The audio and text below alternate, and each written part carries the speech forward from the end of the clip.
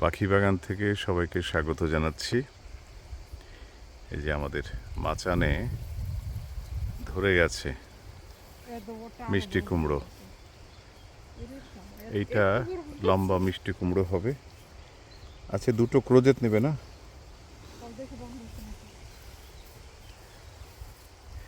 Courgette বড় বড় হয়ে গেছে। এই একটা কত বড়, এই মাটিতে শুয়ে রয়েছে ক্রোজেট বা ঝুঁকিনি। দুটো ঝুঁকিনি নিলাম। কাঁচা মরিচ বেশ লম্বা লম্বা।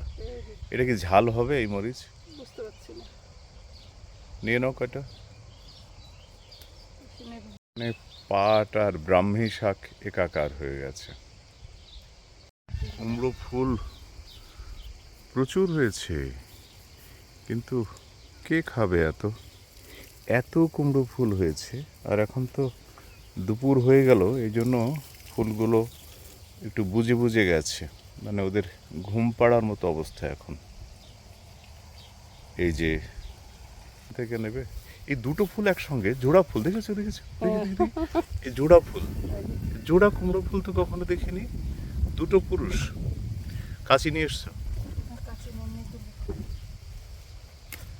জোড়া কুমড়ো ফুল। এটা থাকবে, ওটা থাক। রোদেই হয়ে গেছিল।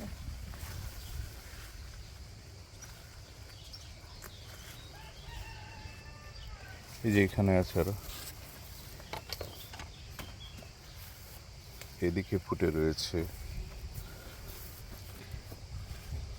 পরাগায়নের জন্য আবার রাখতে হবে কয়টা, সব নেওয়াও যাবে না। খাবোই বা কেন? হ্যাঁ, যদি বেশি খাওয়া হতো। এই যে একটা কাঁটার ইয়ে রয়ে গেছে, দেখেছো?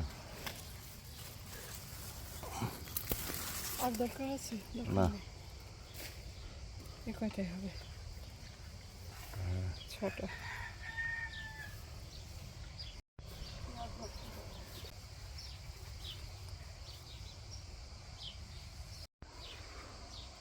গাছ ভর্তি ব্ল্যাকবেরি প্রচুর হয়েছে এবারে, এবং একবারে সব পেকে গেছে। কটাই বা নেওয়া যাবে?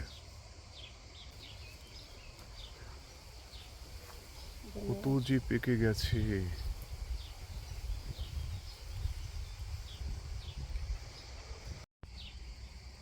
খুব সাবধানে তুলতে হয়, নরম তো।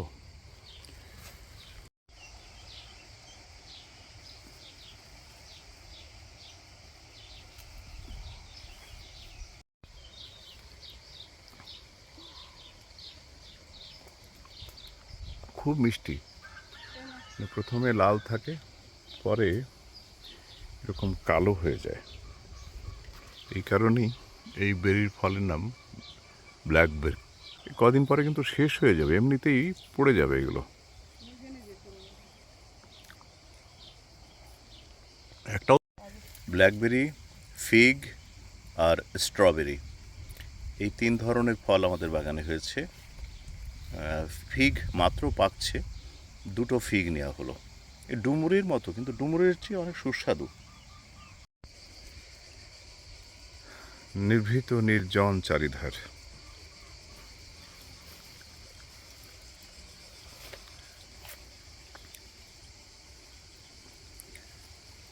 ওদিকে হয়েছে প্রচুর মিষ্টি আলু।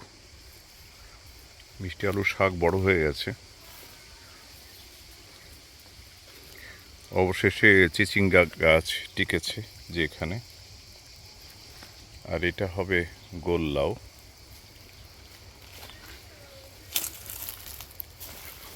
আর এই হচ্ছে আমাদের মিষ্টি আলু। আর ওইদিকে লাগিয়েছি কচু। এটাকে কি শোলা কচু বলে? ওই প্যারিস থেকে কচু কিনেছিলাম, তো দেখলাম যে কয়েকটার মধ্যে বেশ গাছের সম্ভাবনা আছে। আজ এ পর্যন্তই। ভালো থাকবেন সবাই।